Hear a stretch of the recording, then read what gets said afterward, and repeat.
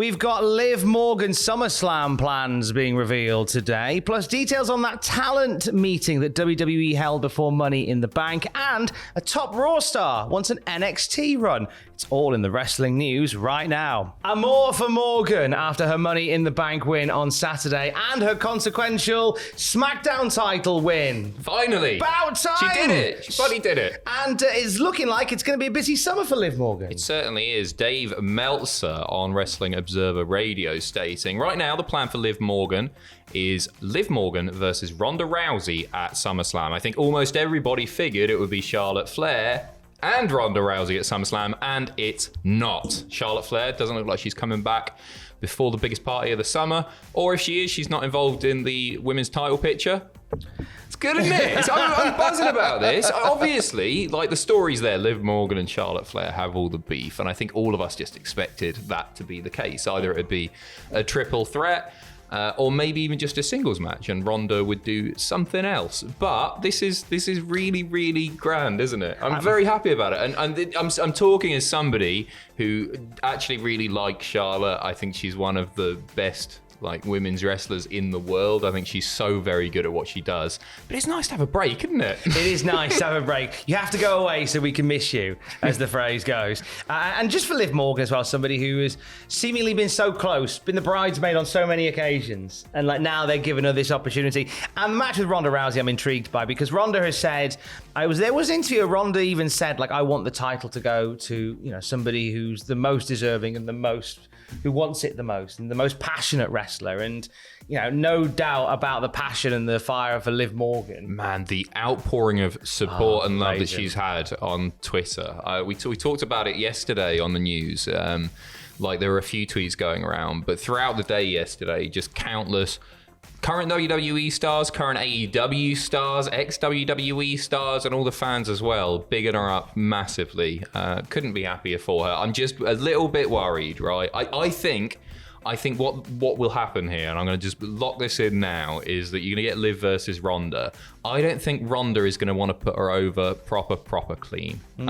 So I reckon Charlotte Flair is going to interfere in that match and set something up with Ronda Rousey. Ronda doesn't get a title back, and then Liv Morgan can go on to beat people who will be happy losing to her. Fingers crossed. We'll see. We'll keep an eye on it. Now, before Money in the Bank went down, there was a meeting that was held with all the WWE talents, and PW Insider have given us a few more details on that. They say interim WWE chairwoman Stephanie McMahon was the point person taking charge at this meeting, described to PW Insider as a rah-rah meeting. What does that mean? Because I hear that all the time. It's a bit like a come on, let's go team. Oh, let's right. Go. Okay, cool. It's a kind of let's all get our heads down. We're Work one hard. big family. Come on, guys. Together we can beat the Friday traffic. That sort of let's all.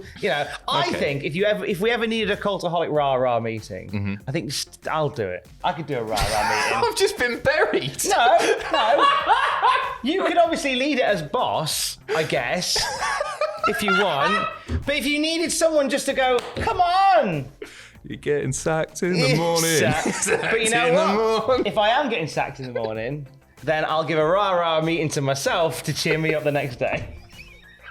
Thanks, Tom. Carry on. You're welcome. Triple H was also in attendance at the meeting. See, he's a boss who didn't get involved in the meeting. He reiterated that he is back to work full-time for the company, similar to what he recently stated to NXT talent in Orlando. He did that whole "I'm back" thing. And he hasn't made it clear what he's going to be doing yet, but he did make it clear that he and Stephanie are available to talent if they have any questions going forward. Now, there were no new ground broken on the Vince McMahon investigation by the board of directors. There was also no word on the status of John Laurinaitis, who is on extended leave as part of the investigations that is currently ongoing. Laurinaitis is still officially with the company, but currently has no active duties. We're told Stephanie and Hunter were the ones who spoke at the meeting, but other execs, including Nick Khan, were present. We have not confirmed whether Vince McMahon was present at the meeting either, which took place shortly before the pay-per-view. Some talent were putting their matches together later than usual for a pay-per-view day due to this meeting taking place. It's weird that they weren't able to confirm. They know all this stuff, who's talking, who's there, who's not, and they don't know if Vince is there. I find that quite Did curious. I hear that Vince was at the UFC show? He was, yeah. He was down front the and road. centre with, so it was Trips, Steph, Pat McAfee wearing a neck brace, selling the beatdown, post Money in the Bank, which we didn't cover yesterday because it happened. The news broke just after we started recording. But Baron Corbin and Pat McAfee did a thing, and he's in a neck brace. And then Vince McMahon there as well. He's not afraid to show his face in public still, very much so. I think if anything, he's keen to, which is why I'm surprised that we didn't see him at the Money in the Bank. I presume he was just getting popcorn at the UFC event instead. I don't know. I agree. This is all a big power play thing, isn't it? And you're right. You're not. We're going to see Vince quite a lot. The other interesting thing was apparently he's been doing it quite a lot. But Nick Khan was there in the front row at Money in the Bank, just sort of saying hello and stuff, which is a curious one, isn't it? He was spotted on camera a few times. I wonder again whether, with things moving around, I think a big part of being in a position like that within WWE is being visible. So I guess maybe Nick Khan has gone, the one thing I could probably do with being more is being visible. He was there in like a Beatles wig, like Enzo Amore, hood up. Tried to get in during the tag match, cameras cut away, don't worry. That old trick, eh? What's happening on Raw tonight? Oh, we got 2 things announced for Raw tonight. First of all, we'll get the match out of the way, because nobody cares about matches. Finn Balor and Damian Priest taking on the Mysterios. It's in San Diego tonight. Big hometown pop for the boys. They're getting beat. And then The Miz is going to respond to Logan Paul's SummerSlam challenge. So Logan Paul has officially signed with WWE. He held up that sheet of paper that says, I want you, Miz, or something like that. And now Miz is going to respond. So that's all that's announced. I would actually imagine that these two are gonna happen, because quite often when stuff gets announced for Raw, I remember reading a stat that was like only 62% of the pre-announced matches for Raw actually happened. Oh. But I reckon these are both going to happen. Well, there's 2 occasions here where we could hear surprising boos. One being, I don't know whether Logan Paul is going to be accepted into the warming bosom of the WWE universe the way that I think WWE think he is. No, I don't think They're so. certainly setting him up as the baby face in this feud with The Miz. And I think they're going to get some surprising boos that mention Logan Paul. Also, there's been some speculation that Dominic Mysterio could potentially join the Judgment Day. There was a segment last week which kind of indicated that he was the cogs were certainly going in his head when he was asked about, Listen, if you're going to do it somewhere, and I'm not sure that's the right role for him, I'd love to be proven wrong, but if you're going to do it somewhere, do it in San Diego. All that heat for turning on your dad. Yeah.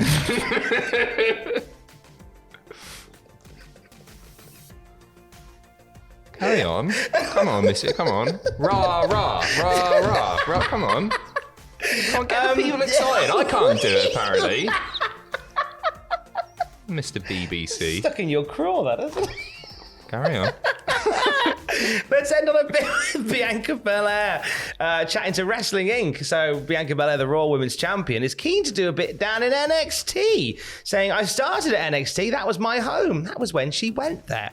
I'm homegrown talent. That's where I learned everything. So I would always love to go and give back. I think what Natalya did when she went back to NXT was amazing. I'd love to be able to go back to NXT to get a homecoming welcome and step in the ring with some of the new talent. That would be fun. That'd be good, actually, to have her there. Disagree. Really? Love Bianca. It's not the right time in her career to be doing stuff like that. She's not Natalya, where creative rarely have anything for her. Bianca Belair is on top right now, and don't get me wrong, it could help some people, but she's not going to go down to NXT and lose any matches. Do it in 5 years. Would you not even do it as just like a one-off?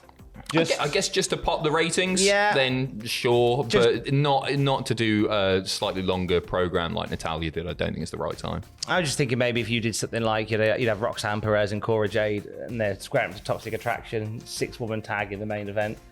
Have Bianca Belair team with them. Just one off, cool. That's all right. But she's got enough on her plate. Yes, she certainly has. We'll have more wrestling news throughout the day at Cultaholic.com. Stay safe. Rah, rah, rah.